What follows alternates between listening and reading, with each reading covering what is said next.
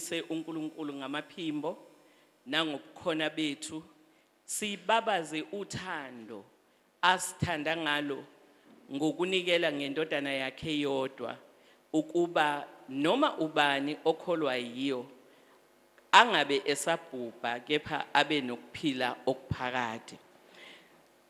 Kuzoba noshintsho nje kwezinye indawo la ohlelweni esilikhiphile, kodwa okunye kuzokwenzeka njengoba kubhaliwe kulabo abakwazile ukuthola uhlelo. Kodwa uma ungenalo uhlelo, ngithi nje Nkosi yami, kholwa futhi themba ukuthi usuku oluhle lolu oludalwe uNkulunkulu, ngakho sizothokoza ngalo, simthande, simazi, unganyakaziswa yilutho nje, konke okwenzekayo unikele impilo yakho kuNkulunkulu. Amen.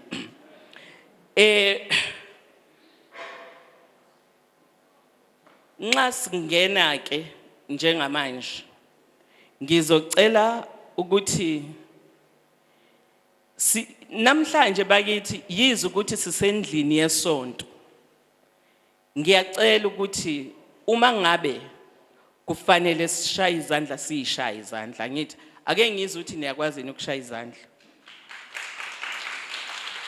Amen.